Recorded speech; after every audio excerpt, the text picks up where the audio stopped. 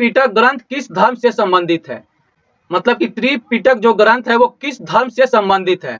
तो हमारे ऑप्शन इस प्रकार है, ऑप्शन ए बौद्ध धर्म से संबंधित, ऑप्शन बी जैन धर्म से संबंधित, ऑप्शन सी हिंदू धर्म से संबंधित, ऑप्शन डी ईसाई धर्म से संबंधित, या ऑप्शन ई उपरोक्त में से कोई नहीं, यानी कि नॉन ऑफ दी अबव।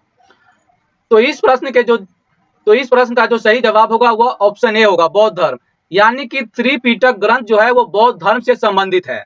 तो हमें यह याद रखना है कि त्रिपिटक ग्रंथ जो है वह बौद्ध धर्म से संबंधित है। तो हमें यह याद रखना है कि त्रिपिटक ग्रंथ जो है वो बौद्ध धर्म से संबंधित है। जैसा कि हम लोग जानते हैं कि महात्मा बुद्ध की मृत्यु के बाद उनकी शिक्षाओं को संकलित कर 3 भागों में बांटा गया और इन्हीं को त्रिपिटक कहते हैं। यानी कि जो त्रिपिटक है, त्रिपिटक मतलब यह हुआ कि महात्मा बुद्ध की मृत्यु के बाद उनकी शिक्षाओं को संकलित कर 3 भागों में बांटा गया, इन्हीं को त्रिपिटक कहते हैं। त्रिपिटक में 3 भाग आ गए। पहला कौन सा हो गया? पहला जो हुआ वो हुआ विनय पिटक,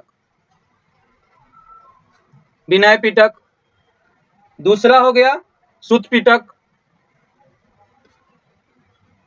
और तीसरा हो गया अभिधम्म पिटक, अभिधम्म पिटक।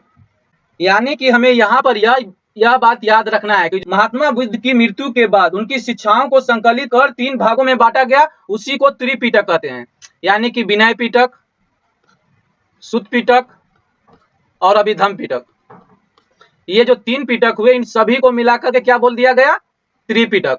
हमें ध्यान रखना है कि बौद्ध धर्म के बारे में हमें विशद ज्ञान त्रिपिटक से प्राप्त होता है। यानी कि बौद्ध धर्म के बारे में हमें जो भी विशद ज्ञान प्राप्त होता है वो कहाँ से प्राप्त होता है? वो त्रिपिटक से ही प्राप्त होता है। और त्रिपिटक में आते हैं विनय पिटक, सुत्त पिटक और अभिधम्म पिटक। और हमें यह भी ध्यान रखना है कि तीनों पिटकों की भाषा जो है वो पाली भाषा है। यानी कि जितने भी आप यहाँ पर पिटक देख रहे हैं उनकी भाषा क्या है? पाली, यानी कि सभी पाली भाषा में है। तो यह भी प्रश्न पूछे जाते हैं कि जो महात्मा बुद्ध से रिलेटेड जो ग्रंथ है, यानी कि बौद्ध धर्म से रिलेटेड जो ग्रंथ त्रिपिटक है, उसकी भाषा क्या है? तो उसकी भाषा है पाली। यानी कि विनय पिटक, सुत्त पिटक और अभिधम्म पिटक, तीनों पिटकों की भाषा जो है वो पाली भाषा है। सुत्त पिटक में धार्मिक सिद्धांतों को संवाद के रूप में संकलित किया गया है। मतलब यह हुआ कि सुत्त पिटक में महात्मा बुद्ध के वचन के बारे में बताया गया है। यानी कि कह सकते हैं कि सुत्त पिटक में बुद्ध के धार्मिक सिद्धांतों को संवाद के रूप में संकलित किया गया है। किसमें? सुत्त पिटक में। विनय पिटक में क्या है? विनय पिटक में संघ के भिक्षु एवं भिक्षुणी के लिए बनाए गए नियमों का संग्रह किया गया है।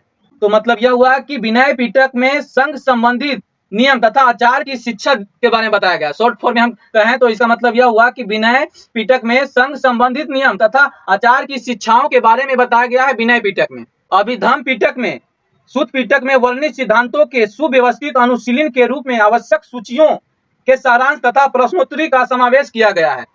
अभिधम्म पिटक में दार्शनिक सिद्धांत के बारे में बताया गया। शॉर्ट फॉर्म में अगर कहें तो अभिधम्म पिटक में दार्शनिक सिद्धांत के बारे में बताया गया। त्रिपिटक जो है बौद्ध धर्म ग्रंथों में सर्वाधिक महत्वपूर्ण है। इसलिए महत्वपूर्ण है क्योंकि महात्मा बुद्ध की मृत्यु के बाद उनकी शिक्षाओं को संकलित कर 3 भागों में बांटा गया है, विनय पिटक, सुत्त पिटक और अभिधम्म पिटक। और इन्हीं 3 पिटकों को क्या बोलते हैं? त्रिपिटक। तो इस तरह से जो हमारा पहला सवाल था, त्रिपिटक ग्रंथ किस धर्म से संबंधित है? त्रिपिटक जो है वो बौद्ध धर्म से संबंधित है।